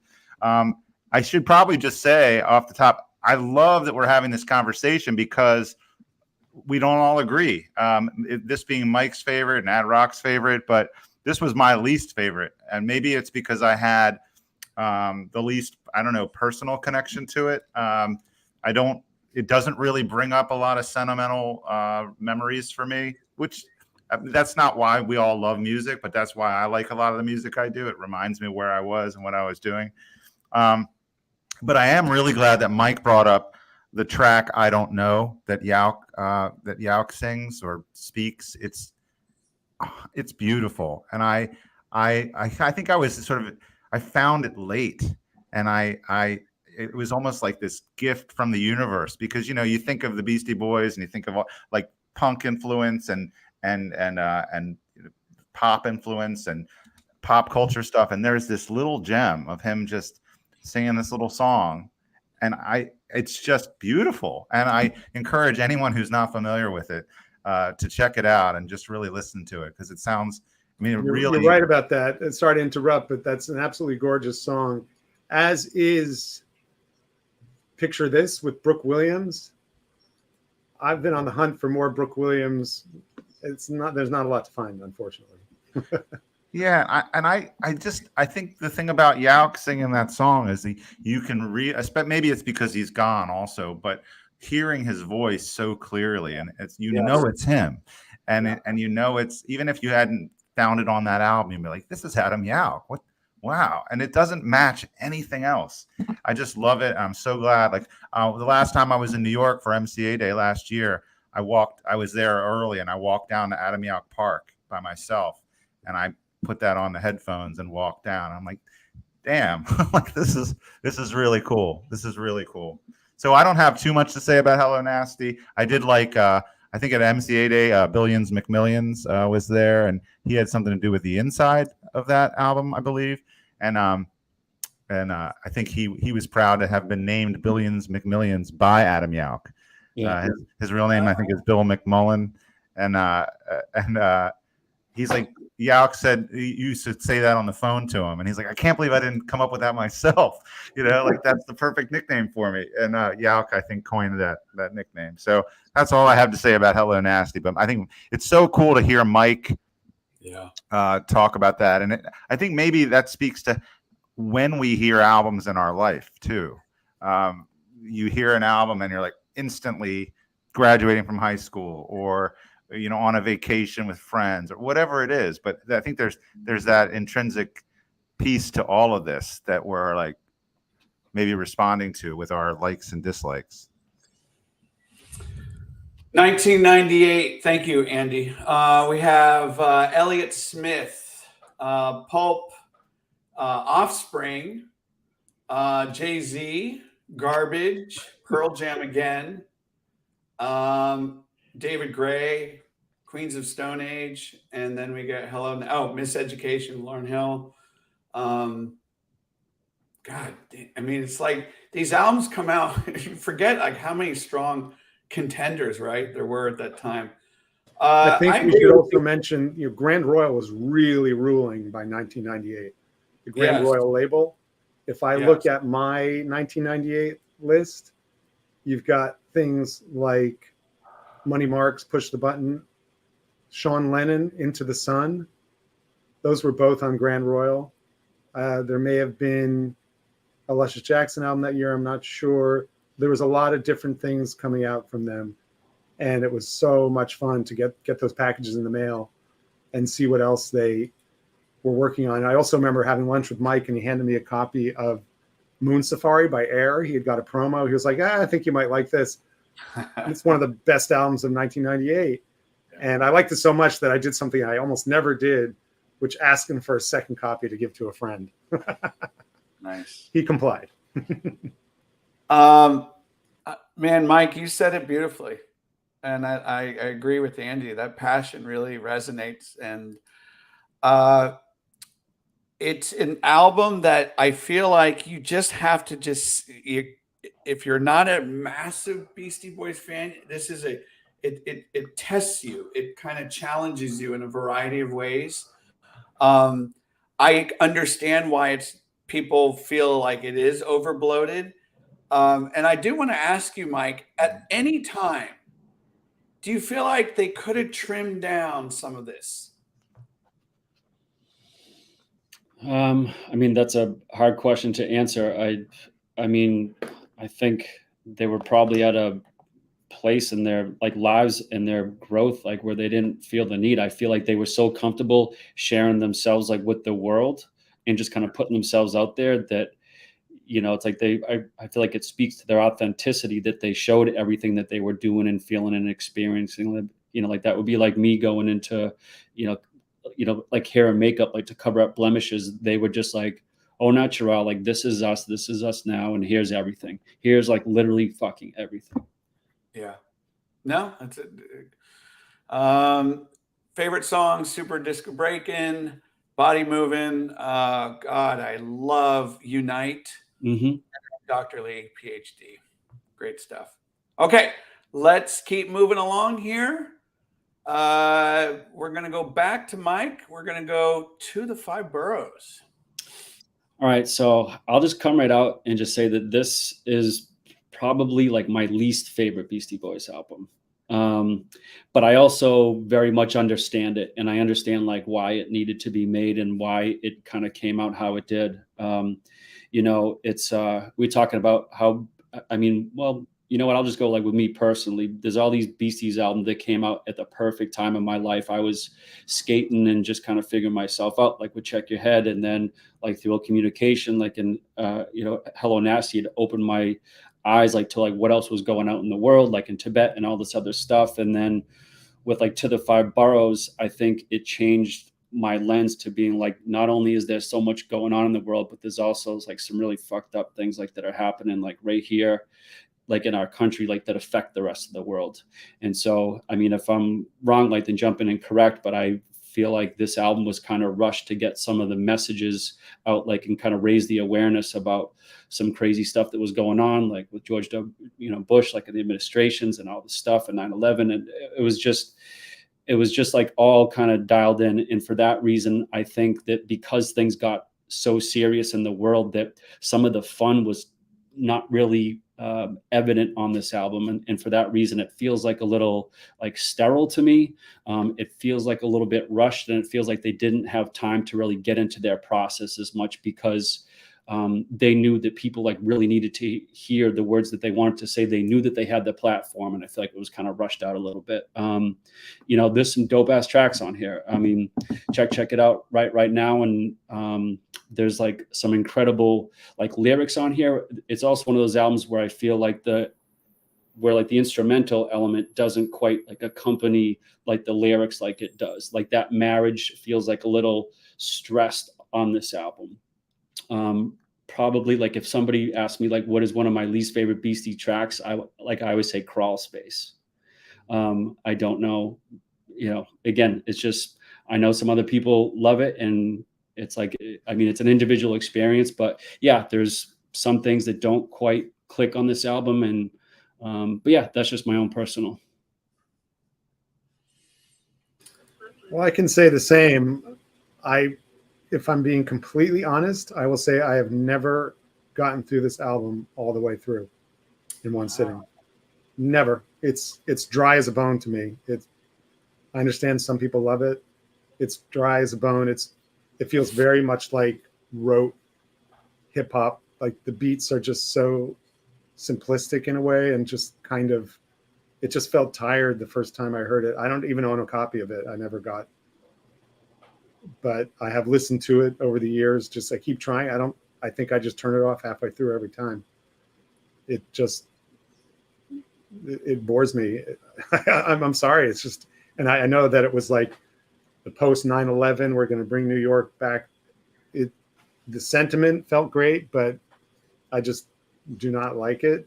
And when I look at my 1998, 2004, what else was coming out? It was not a big year for hip hop for me in general. You had Matt Villainy, which is brilliant, and the Pretty Tony album by Ghostface Killah, a lot of cool stuff on that album, but they were up against the Libertines, the Walkmen, Wilco, A Ghost Is Born, maybe my favorite album by them. Just too many other good things coming out as well. If I wanted to feel comforted, I would listen to In a Safe Place by the album Leaf. It was not going to be the Beastie Boys. So maybe part of it that it's just that time of my life and what the context of music that was going on, it just didn't fit. Maybe one day I'll come around to it. You never know. It took me 30 years to like Basement 5. If anybody knows the Basement 5 album, 1965 to 1980. It's one of the greatest albums ever made, but literally I hated it for like 20 years.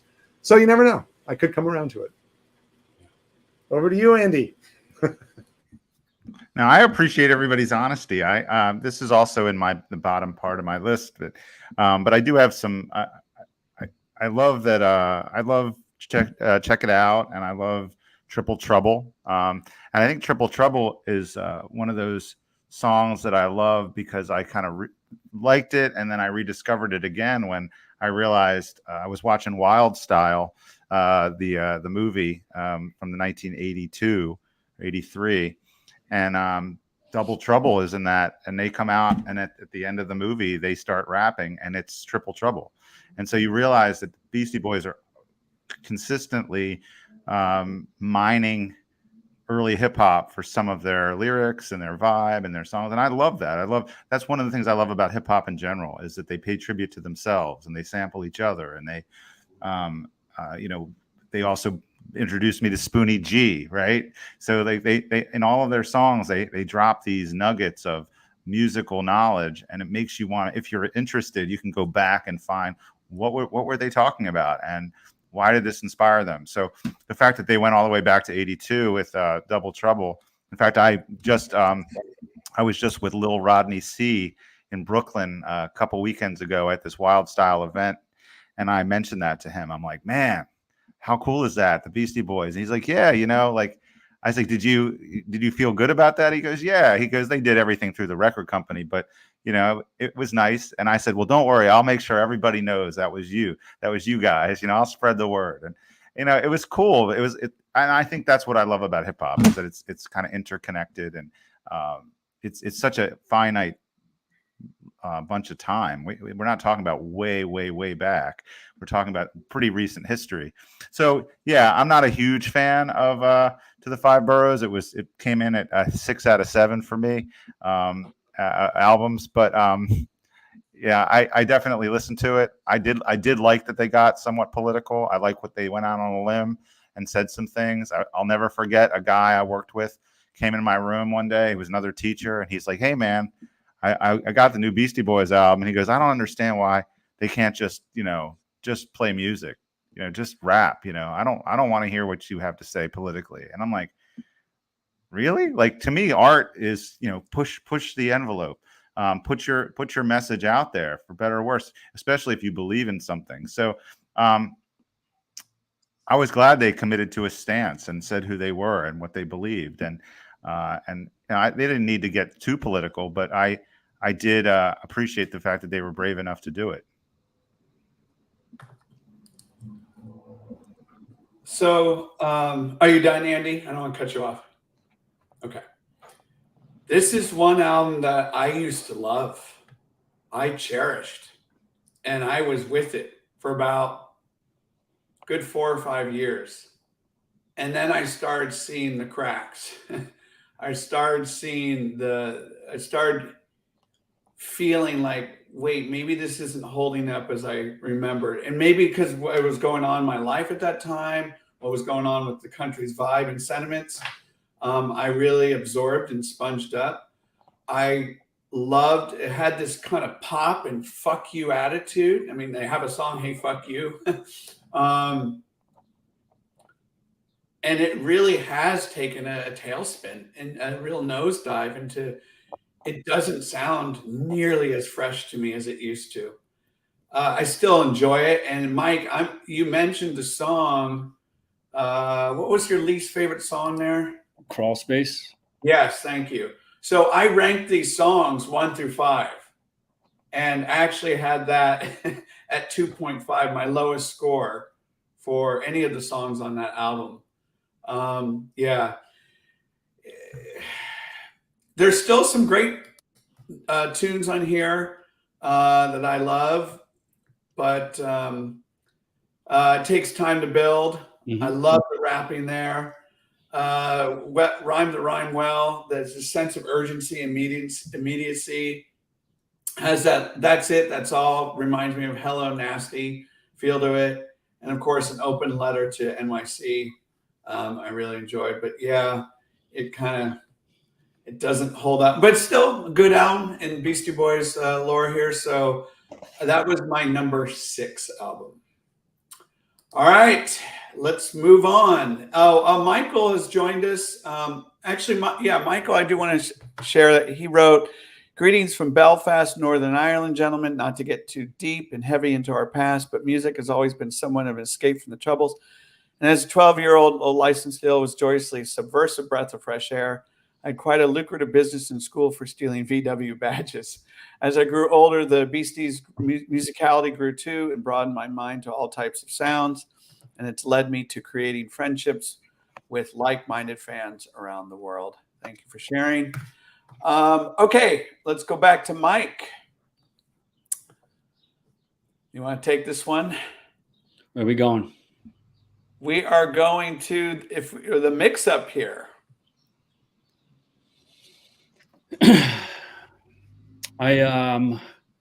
This was like, this album kind of hurts because I missed, they put on a show like at a very small venue here in Boston, and I unfortunately wasn't able to make it. And it's like one of those concerts that kind of hurts that I didn't get to go see. I think I have it like right down in here. This is kind of like one of those fun albums I just like to throw on. I like if I'm driving, and I remember like that I've done a couple music videos like for school and work, and this is kind of one of those. It's like I jump like to In Sound From Way Out, as well as like the mix up like for some perfect background instrumentals. But I mean, like there's a lot of super fun tracks on this one. I won't harp on this one too much. I definitely I definitely love and appreciate and respect like all their instrumentals, and just like their style. And some of my favorite photos of them just in general, it's like when they're all dapped up, like in the hats and ties and jackets. Like this is just like a fun one, but I won't spend too much time on this one. So I'll go ahead and pass it to Jeremy. Jeremy, your thoughts on the mix-up? The mix-up is an interesting one because, they put out that In Sound From Way Out that collected all the instrumentals, and it was a lot of fun. But then when they made this purpose-built album of instrumentals, I have to say I find it quite boring. I listened to it recently because on Twitter, we were doing the 5 albums from that year. And I was really kind of surprised at how dull it was. It just... I don't want to be too harsh, but I really had no interest in listening to it again. And it was surprising to me because those instrumentals on the other albums are so good and really did hold up as a full album or EP on the In Sound From Way Out. So I don't even really consider it a real Beastie Boys album, to tell you the truth. I wouldn't rank it. If I did, I guess it might be above To the Five Boroughs, but that's not saying a whole heck of a lot. So what is it that you did that didn't speak to you? What's that? What is it about this album that didn't speak to you? It just there's a lack of energy. Maybe there was too much looping on that one. I'm not sure, but it just does not rise above its influences. It doesn't inject. It's almost too respectful of those influences, you could say. They're almost really trying to be that thing that they were kind of just taking a wild leap at before. But it was funny because I was looking forward to like really digging into it when we were doing that year. And then I was like, oh, really? Okay. So yeah, disappointed. I was disappointed. And what do you think about? I'll talk about the drum work later. But are there any songs that kind of captured your attention? I I have to say that I don't really remember any of them. They just did not stick.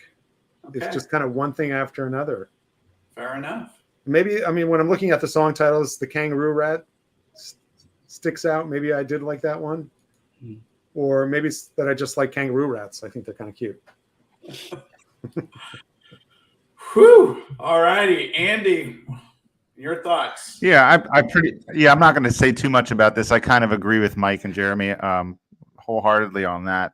I actually, when I made my list, I put a little asterisk next to this because I don't really consider this a Beastie Boys album, like a full album, because being such a hip hop fan too, I need lyrics, I need MCs, I need that component. And so in some ways, an album that's all instrumental feels like incomplete. It feels like maybe they could have rapped over something, or they could have sung over something. So I don't consider this. So when I've been talking about 7 albums instead of 8, that's what I mean. I don't. It's almost like when an artist has a compilation album. It's not a standalone. We created this piece of art to stand by itself. I know that they did in this case, but it's, to me, it has really no place in my memory of their album canon. Does anyone know why they pursued this for this album? I don't know the backstory. Jeremy? No. Not really. Just what I read in the Beastie Boy book, that they were just really into playing. I think they felt a new kind of mastery in the studio. I know Ad Rock really got into just working hard at playing instruments and polishing up his skills in that way at that time. So maybe they wanted to show that off a little bit. I was just looking at some notes about it, and it seemed that they announced they were also going to put out a vocal version of it, that they never did. But some of the people they were talking about having on that ended up on the next album. Okay. Got it. Are you gentlemen familiar with Jah Wobble? Absolutely. Jah Wobble was the original bass player for Public Image Limited. Fantastic bass player. One of my biggest influences as a bass player. Okay. Aston Family Man Barrett, Peter Hook, Jah Wobble. Those are like the big 3. He's still out there. He also does a lot of like electronic. Yeah. And so that's how I see this album, for whatever reason. Type stuff. Yeah, exactly. That's how I see this album. It's in the land of mediocrity to some really great tracks.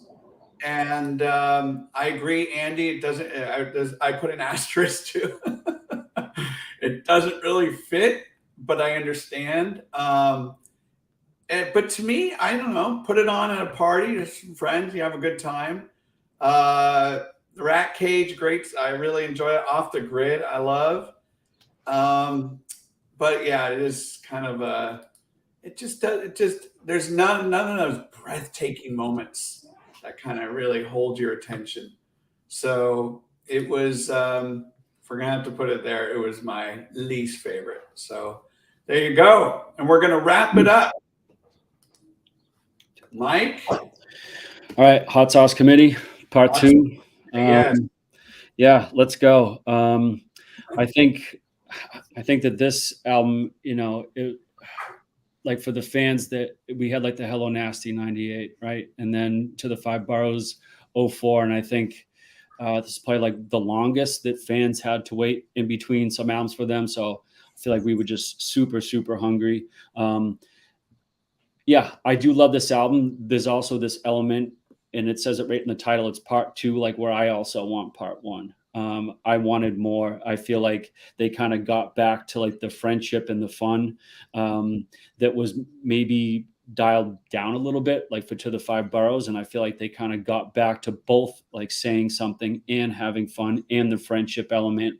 And you could tell like that this album was put out more for them like than for the fans. But yeah, like there's some just random ones. Like even like those, like the small little tracks, like the Larry Routine is still like one of my favorite songs, like to little kind of snippets like that always puts a smile on my face. And one of the my favorite tracks surprisingly, is like the very last one, like the Lisa Full Force routine, where they're just like so kind of dialed in, like, and finishing sentences and falling over it. And like for that to be the last one, and to have it just cuts off like so short, it kind of leaves you thirsty. And then the fact that this was their last album that they put out kind of like magnifies that thirst. And so while I love this album, there's parts of me like that really want to hear some of the other tracks, not just because like I miss the Beasties like in new music so much, but because like I feel like this album kind of like set you up for that. So yeah, and for a while before you had to pay for it and you could just make it on your phone, like the Make Some Noise was my ringtone. So every time someone was called, it's like down, down, down, down, and it was just so yeah, Funky Donkey, like Larry Tadlock's Glasses, Lee Majors. Yeah, I loved it. I just want more. I mean, Jeremy. we all know that this was a troubled creation. It took several years. In between the two albums, MCA was diagnosed with cancer. We were all very distressed about that. It just did not sound good when he was diagnosed. So the fact that they were able to get back to work and put something together was very moving. And I think that we could also, as much as I criticize the mix-up, I think their instrumental prowess, just putting together these very polished tracks, translated to this album. But now they had songs and vocals and, you know, just really, really extraordinary use of keyboards. I think Money Mark really stepped up and raised his game on the album. It's, like I said, it's very polished, but it's also very funky, and it includes all those eclectic influences. I remember there used to be this website called Record Label, RCRDLBL. Does anybody remember that? Mm-hmm. They would give you a free track every day, free MP3 you could download. And one of the ones they had was a remix of Don't Play No Game That I Can't Win. I think it was a Major Lazer. That brings you back, right? Major Lazer remix. Mm-hmm. And I just loved it. I thought that was just absolutely fantastic. And that's probably my favorite song on the album in general. I'm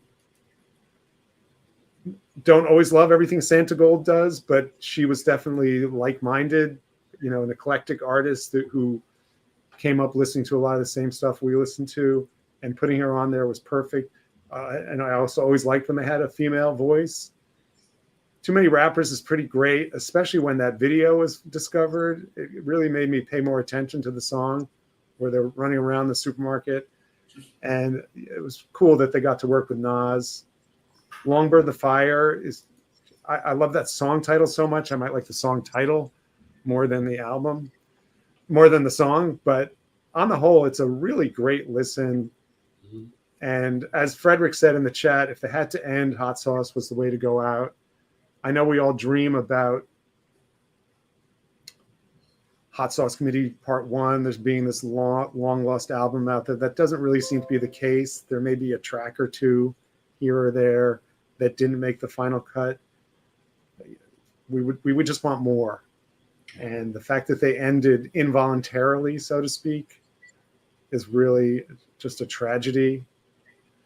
But, you know, just thinking about all the work they put into that album, and it really is a beautifully polished piece with a lot of variety. Over to you, Mike. Or Andy. Yeah. Yeah. So I'm so glad we can talk about this album. I feel like we never did as a community. I feel like because of what happened to Yauk and because it was their last album, I love this album. I there's some songs on there. They're my top Beastie Boys songs ever. One of them, and it hasn't been mentioned, is Nonstop Disco Power Pack. That track is so good. Like, that's a great Beastie Boys, an example of the Beastie Boys. I just love it. I love what they did with it. I learned all the lyrics to it. You know, I would drive around when that album came out in 2012 and just listen to it. Oh, I had to get all of the things right. And I feel like it's a bit of a unicorn now. Like, I don't think a lot of people know that album because they didn't tour it. Right? They didn't really get it out there in any meaningful way because of everything that was happening outside of the music. And I think it cost the album sort of like its proper place in their legacy. I love that album, and it's from what I've heard, and correct me if I'm wrong, please. I heard that they created it as almost like a joke to audiophiles, to people who love to find samples. They created fake samples for people to find. And they don't leave. And they even didn't they create a fake track list, like a printed track list of They have all all these fake... little album cover thumbnails. Let me tell you something. Yeah, Probably a good thing I wasn't really living on the internet back then, because I would have gone down a rabbit hole looking for every one of those. right. And it was like this big. It was like a joke to their fans, like or people who like to kind of deconstruct things. There was nothing to deconstruct. They made it themselves, and I think that in itself is brilliant. Like who's made an album of samples that don't exist and then created a backstory for all these fake bands and artwork and all that stuff. It's funny. That's got to be like a Yauk thing too. I would think like he had a big hand in some of that. Just like almost like the joke is on us, even though they're not laughing at us, they're laughing with us. Like, look at what we did. We created this goofy thing. And the songs are fun. Like the song "Okay" that Mike features on. I love that little song. It's so different. It kind of like, it's almost like a new wave song. Man, I really do love that album. Make Some Noise, the video that went along with it, all of the famous people that signed on to be in that video. It's great. It's got a life of its own. Long Burn the Fire. I love that. And Jeremy mentioned it. I don't know, William, if you know this story. I'm pretty sure Mike does. But the video was not officially released for not Long Burn the Fire. It was the Nas one. Too many rappers. Yeah, Too Many Rappers. So the video was never released. And there was a guy, Ian McLaren, who lives in Ireland, and he stumbled upon it on the internet. He found it, and he's like, "Hey, has anybody seen this video? This is really cool." And next thing you know, it was a news story. And in the Beastie world, everyone's like, "Dude, you found a Beastie Boys video that no one has ever seen before." And then they had no choice but to acknowledge that, yes, we recorded this video in Nashville. And it's this really great little tour of Nashville, and they're running around in the grocery store and the Parthenon down there and on the street. And I've been down there and visited all those spots because of that video. And then just a little side story. I know we're running long, but when I went to MCA Day last August, the night before MCA Day, I went and saw Rage Against the Machine at Madison Square Garden, and I'm about to sit down in my seat. And who's behind me but Ian McLaren, who found the Too Many Rappers video. He's like, "Andy, how's it going?" I'm like, "That's crazy. That's a sign from the universe, right? That you're in the right spot at the right time, man." It was incredible. And I love that album, and I'm so glad we have a chance to talk about it, because to me, I never got to talk about it or listen to it with my friends. It was just like, here it is, and then everything bad happened, and we didn't get to kind of enjoy it the way you're supposed to be able to enjoy a record. Yeah, I mean, I have to say that it was probably about 6 months after the album came out. I was at a new music concert. I often went to these concerts, and I would run into Hester Diamond, Mike's mother. We were also friends. I was friends with all the Diamonds. And so she was sitting right in front of me, and before the show started, she turned around, she said, "Adam's sick." I said, "Wait, but I thought he was in," she had just gotten the news that the cancer had come back. And so I think that's kind of got wrapped up a little with the album to me, which maybe is why I don't put it on as much as I could. Yeah. But it really is a good album. Mm-hmm. But I just remember I was just stunned. And having been through so much with cancer in my life by that point, yeah. I knew that there was not going to be a miracle at that point. So right. I think it just became wrapped up with that. And maybe when Ian discovered that video, it kind of brought the joy back a little bit to that album. So that was a big moment. Yeah. Yeah. It's, I think, Mike, you said you're kind of left you wanting more, right? Yeah. I think going back to your earlier statement, that's exactly what we want, right? Mm-hmm. We want like, there's it's an album that is filled with, to me, astonishing at that time, just astonishing body of work, that a collective piece that seems to amalgamate in a way that is fun. It's I love some of the rapping on here. Andy, you mentioned it. It has I put that I put it at number 5 as my 5th favorite Beastie Boys track, Nonstop Disco Power Pack. Some of the bass work on here, I love it. If you're gonna end, why not end with this, right? And I don't know so much the history like you guys do with this album, and thank you, Jeremy, for sharing the personal stuff there.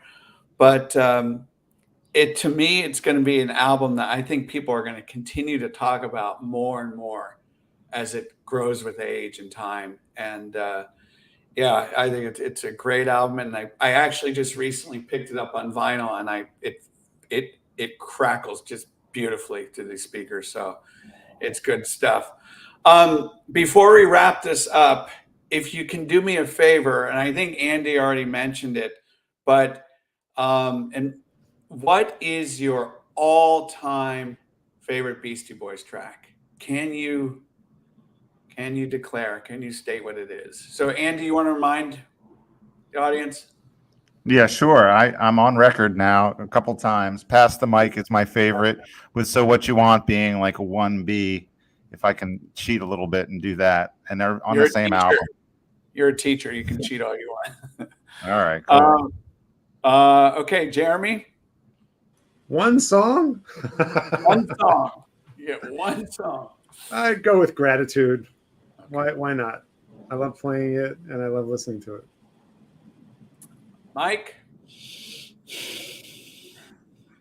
I was gonna say Gratitude, but I feel like it's not really fair to have two of the same answers. You can copy me. It's okay. Yeah, you know what? I'm gonna flip it up and go with Nettie's Girl. no, that's impossible. Yeah, I remember watching the Skills to Pay the Bills video with that has that Mike in the canoe or something. What is he? Is in a rowboat? I don't remember what it Yeah, is. it's a little paddle boat. So hilarious. Yeah, I We mean, could do a whole conversation just about their humor. yeah, we could. Yeah, I'm gonna pass on that one. That's tough. Okay. All right. Fair enough. I'm going Jimmy James. That's my number one. And So let me just point out, just in my own like support, that the people that participated and picked their favorite songs, all of those are on Check Your Head. So I think that's their best album. I'll put it out there. my album rankings are Paul's Boutique number 1, Check Your Head number 2, Licensed Ill number 3, Ill Communication 4, Hot Sauce 5, Hello Nasty 6, To the 5, 7, and then we're gonna call Mix 8. So that's my order there. If I had to rank the albums, I would still put Paul's Boutique number 1 as an album. But Check Your Head would probably be number 2, Ill Communication number 3. Then things get a little ropey. They get a little more even to me. I'd have to think about it some more. But those would be my top 3. Mike, Hello Nasty number 1. Yeah, I go like with Hello Nasty 1, Check Your Head 2, Paul's Boutique 3, Ill Communication 4, Hot Sauce 5, and To the 5 Barrels 6. And Andy, what are yours again? My number 1 is Check Your Head. Number 2, Paul's Boutique. Number 3, License to Ill, just because of the impact that it had. Ill Communication, Hot Sauce Committee Part 2, To the 5 Boroughs, and Hello Nasty is my last one. I'm going to give you guys the last word. Andy, anything else you want to say about Beastie Boys? No, I just want to thank you for doing this. I would only say that it's still somewhat astonishing to me because I can't listen to the Beastie Boys without connecting it to all the relationships that I have over time and personally and things like that. So it just makes me so happy that they touch so many lives. And the Beastie Boys fans are an incredible group of people. Really just fantastic. Thanks, Greg, for the album cover ranking. Paul's Boutique. Yes, that is definitely the best album cover. But I would just say it just never ceases to amaze me, you know, and they got, you know, best new music in Pitchfork. They, you know what I mean? They made their mark on music. And even though it was sadly cut short, that will the long burn the fire. It will never go out. And it really is remarkable when you think it started in John Barry's loft, a bunch of high school kids who had no idea what they were doing. Love it. Mike? Yeah, you know, I mean, it's been fun to kind of take a trip down memory lane today. And I was just, you know, thinking about some of the periods of my life where I was like a feverish fan. And I, you know, can honestly say like that you know, it's like I never wanted to be a Beastie Boy, but I just like wanted to hang out with them and just, you know, be around them and see like the world that they saw. And I think, you know, as things progressed, like in their career, I found out that, you know, like there's Beastie Boys everywhere. I mean, I've met Beastie Boys in my own life. Like I consider Katz like to be a Beastie Boy, and Jeremy, like, and all these people that I've met like through MCA Day. And yeah, and it's just like through like immersing myself in their music, I've been able like to kind of develop my own lens of how I see the world. And I think that you know, Beasties isn't just a band and music, it's more like a mindset. And so there's some Beastie shit going on in the world every day, and there's Beastie Boys and B girls and B everybody. So yeah, it's been a blessing and just full of gratitude. I'm going to echo your sentiments. 2 words. This has been great, fun, and a friendship that has developed. So thank you for all 3 of you coming on here and sharing your passionate energy about this truly historical band. You know, I know we ran over time. I'm totally okay with it. I think, why wouldn't we go over time with this? We're talking about one of the most legendary bands of all time, and what the seminal work that they did. So thank you to all 3 of you, Andy, Jeremy, Mike. My name is W, host of the High Art on the Edge page. If you like this event, we got a surprise event number 3 coming up on July 11th. That is we're going to go from hip hop to a little bit of rock with, we're going to focus on a band called My Morning Jacket. That will be surprise number 3, My Morning Jacket on July 11th. To all the Beastie Boys fans out there, thank you so much for tuning in, for sharing your thoughts in the chat here. And as always, keep listening to great music. It's a good thing. And thank you so much, everyone. Ciao. Cheers, guys. Have a great Thanks, day. guys.